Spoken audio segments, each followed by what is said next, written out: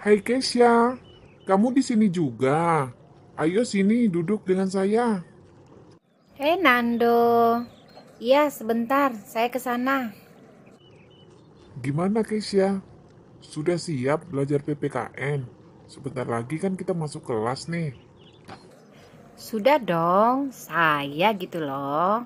Saya sudah baca-baca tuh tadi malam untuk materi yang akan dipelajari hari ini. Luar biasa kamu Kesya. Sudah baca-baca pelajaran PPKN. Nanti pas ibu menerangkan, pasti kamu mudah memahaminya. Kalau aku sih belum sempat baca tadi. Karena dari rumah sakit aku langsung ke sini.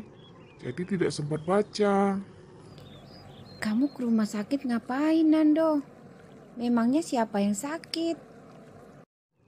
Ayah saya, Kesya. Oh ayah kamu. Sakit apa Nando? Semoga lekas sembuh ya. Terima kasih, Kesya. Sama-sama Nando. Nanti malam saya jenguk ayah kamu ya. Nah, sekarang supaya kamu siap menghadapi pelajaran PPKN, ayo, apa yang ingin kamu tanyakan? Silakan. Terima kasih, Kesya. Kalau saya tidak salah ingat, minggu ini adalah pertemuan kedua pelajaran PPKN. Materi yang akan dibahas pada minggu ini adalah substansi hak dan kewajiban warga negara dalam Pancasila. Nah, seperti yang kita tahu, Pancasila itu kan mengatur hak dan kewajiban bagi setiap warga negaranya, di mana Pancasila menjamin hak asasi manusia melalui nilai-nilai yang terkandung di dalam Pancasila. Nilai-nilai Pancasila itu kan dikategorikan ke dalam tiga. Yang pertama adalah nilai dasar, kedua nilai instrumental, dan yang ketiga nilai praksis. Bisakah kamu membantu menjelaskannya, Kesya? Baik Nando, saya coba menjelaskan ya.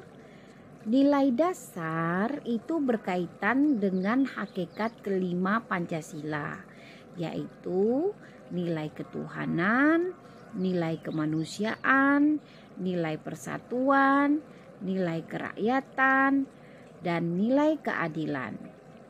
Nilai-nilai dasar tersebut bersifat universal, sehingga di dalamnya terkandung cita-cita, tujuan, serta nilai-nilai yang baik dan benar. Selain itu, nilai ini juga bersifat tetap dan melekat pada kelangsungan hidup negara. Kesya, bagaimanakah hubungan antara hak dan kewajiban warga negara dengan Pancasila, terutama yang diatur dalam Sila Ketuhanan Yang Maha Esa?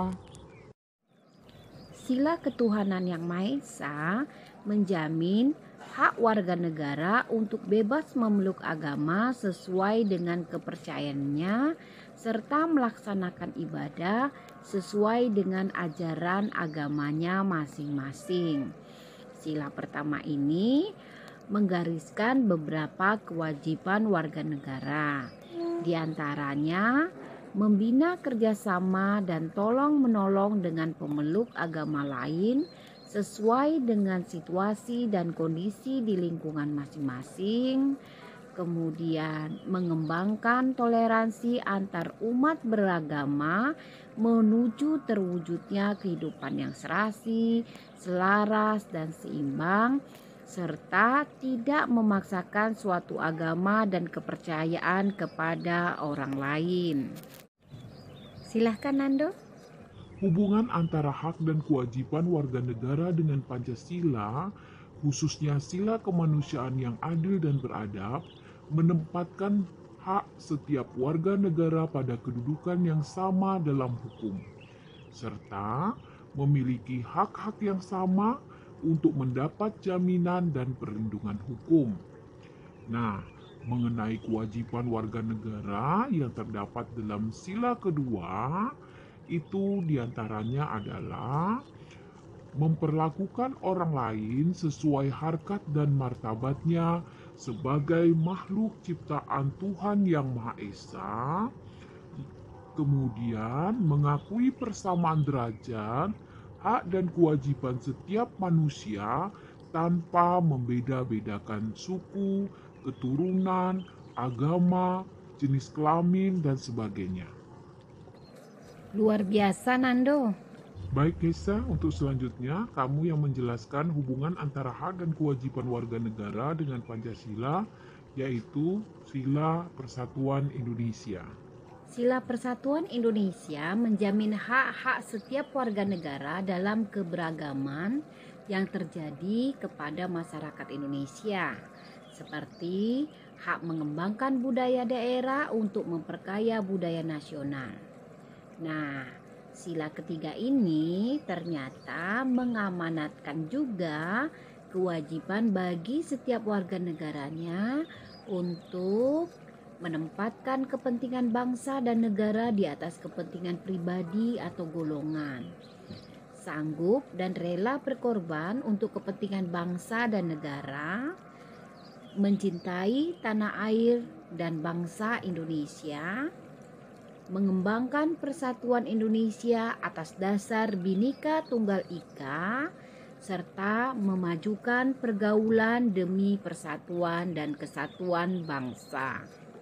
Hubungan antara hak dan kewajiban warga negara dengan Pancasila, khususnya sila kerakyatan yang dipimpin oleh hikmat kebijaksanaan dalam permusyawaratan perwakilan, dicerminkan dalam kehidupan pemerintahan, bernegara, dan bermasyarakat yang demokratis. Sila keempat menjamin partisipasi politik warga negara yang diwujudkan dalam bentuk kebebasan berpendapat dan berorganisasi serta berpartisipasi dalam pemilihan umum. Nah, Nando, sila keempat ini juga mengamanatkan kepada setiap warga negara Indonesia untuk mengutamakan musyawarah mufakat dalam setiap pengambilan keputusan, tidak memaksakan kehendak kepada orang lain, dan memberikan kepercayaan kepada wakil-wakil rakyat yang telah terpilih untuk melaksanakan musyawarah dan menjalankan tugas sebaik-baiknya. Kesia, hubungan antara hak dan kewajiban warga negara dengan Pancasila, khususnya sila keadilan sosial bagi seluruh rakyat Indonesia, yaitu mengakui hak perorangan dan dilindungi pemanfaatannya oleh negara, serta memberikan kesempatan sebesar-besarnya kepada masyarakat.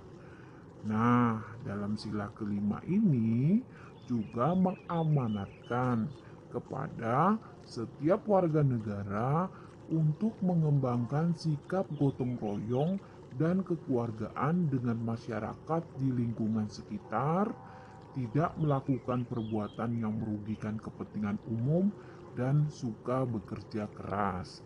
Bagaimana, Kesia? Benar atau tidak pendapat saya tentang hubungan antara hak dan kewajiban warga negara dengan Pancasila, khusus sila keadilan sosial bagi seluruh rakyat Indonesia? Wah, luar biasa, Nando. Kamu hebat. Di penjelasan awal, kamu menjelaskan bahwa nilai-nilai Pancasila dikategorikan menjadi tiga. Yang pertama, nilai dasar. Yang kedua, nilai instrumental. Yang ketiga, nilai praksis. Saya sudah memahami tentang nilai dasar. Nilai dasar adalah nilai yang berkaitan dengan hakikat kelima sila Pancasila. Nah, berikutnya yang ingin saya tanyakan, apa yang dimaksud dengan nilai instrumental? Silakan, Kesia. Baik, Nando. Nilai instrumental pada dasarnya merupakan perwujudan dari nilai-nilai dasar yang terkandung dalam Pancasila. Perwujudan nilai instrumental pada umumnya berbentuk ketentuan-ketentuan konstitusional mulai dari Undang-Undang Dasar sampai dengan peraturan daerah. Nah, tentang keberadaan hak dan kewajiban warga negara dalam Undang-Undang Dasar Negara Republik Indonesia tahun 1945 sudah dijelaskan pada video pembelajaran minggu lalu. Silahkan Nando buka kembali video pembelajaran yang berjudul Makna Hak dan Kewajiban Warga Negara. Dalam video tersebut dijelaskan mengenai jenis hak dan kewajiban warga negara Indonesia yang diatur di dalam Undang-Undang Dasar Negara Republik Indonesia tahun 1945 mulai dari pasal 26 sampai dengan pasal 34 Undang-Undang Dasar 1945. Atau bisa membaca buku paket siswa halaman 8 sampai dengan halaman 13. Baik Kesia, kita lanjut kepada nilai Pancasila yang ketiga, yaitu nilai praksis. Silakan kamu menjelaskan. Hak dan kewajiban warga negara dalam nilai praksis Pancasila dapat terwujud apabila nilai-nilai dasar dan instrumental dari Pancasila itu sendiri dapat dilaksanakan dalam kehidupan sehari-hari oleh seluruh warga negara. Nah, oleh sebab itu, setiap warga negara harus menunjukkan sikap positif dalam kehidupan sehari-hari. Contoh sikap positif yang dapat ditunjukkan dalam kehidupan sehari-hari yang mencerminkan sila ketuhanan yang Maha Esa adalah hormat menghormati dan bekerja sama antar umat beragama sehingga terbina kerukunan hidup. Saling menghormati kebebasan beribadah sesuai dengan agama dan kepercayaannya, tidak memaksakan suatu agama dan kepercayaan kepada orang lain. Nah, itu dia Nando, contoh dari sikap positif yang sesuai dengan sila pertama ketuhanan yang Maha Esa. Untuk sila berikutnya, silahkan Nando coba memberikan contoh. Kita diskusikan bersama. Baiklah, untuk sikap positif dalam kehidupan sehari-hari yang sesuai dengan sila kedua kemanusiaan yang adil dan beradab adalah mengakui persamaan derajat hak dan kewajiban antar sesama manusia, kemudian saling mencintai sesama, tenggang rasa kepada orang lain, tidak semena-mena kepada orang lain, menjunjung tinggi nilai-nilai kemanusiaan, berani membela kebenaran dan keadilan, dan hormat menghormati serta bekerja sama dengan bangsa lain. Oke, sekarang giliran saya ya Nando untuk sikap positif yang dapat ditunjukkan dalam kehidupan sehari-hari sesuai dengan sila ketiga Persatuan Indonesia. Apa saja? Yaitu menempatkan persatuan dan kesatuan, kepentingan dan keselamatan bangsa dan negara di atas kepentingan pribadi atau golongan. Kemudian, rela berkorban untuk kepentingan bangsa dan negara. Cinta tanah air, bangga sebagai bangsa Indonesia dan bertanah air Indonesia, serta memajukan pergaulan demi persatuan dan kesatuan bangsa yang berbhinneka tunggal ika.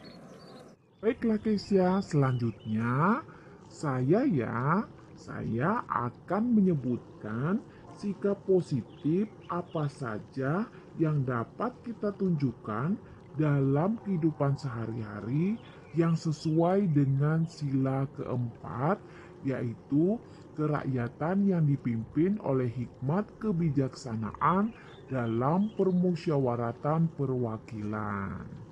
Nah, sikapnya adalah mengutamakan kepentingan negara dan masyarakat, tidak memaksakan kehendak kepada orang lain, mengutamakan musyawarah dalam mengambil keputusan untuk kepentingan bersama, menerima dan melaksanakan setiap keputusan musyawarah, mempertanggungjawabkan setiap keputusan musyawarah secara moral kepada Tuhan. Sedangkan sikap positif yang dapat kita tunjukkan dalam kehidupan sehari-hari yang sesuai dengan sila kelima, keadilan sosial bagi seluruh rakyat Indonesia adalah menjaga keseimbangan antara hak dan kewajiban, menghormati hak-hak orang lain, suka memberi pertolongan kepada orang lain, menjauhi sikap pemerasan kepada orang lain, menjauhi sikap boros dan gaya hidup mewah, rela bekerja keras, serta menghargai hasil karya orang lain. Luar biasa, seru ya pembicaraan kita hari ini. Karena pembicaraan kita hari ini menjadikan saya tambah semangat belajar PPKN-nya. Ingin segera mewujudkan mimpi-mimpi saya, yaitu ikut ambil bagian berperan dalam melaksanakan pembangunan bangsa ini. Ayo Nando, kita bantu saudara-saudara kita yang sekarang terdampak akibat pandemi COVID-19. Ayo Kesha, saya sangat setuju dengan ide kamu. Kita ajak juga teman-teman kita yang lain untuk bergabung dengan kegiatan kita ini.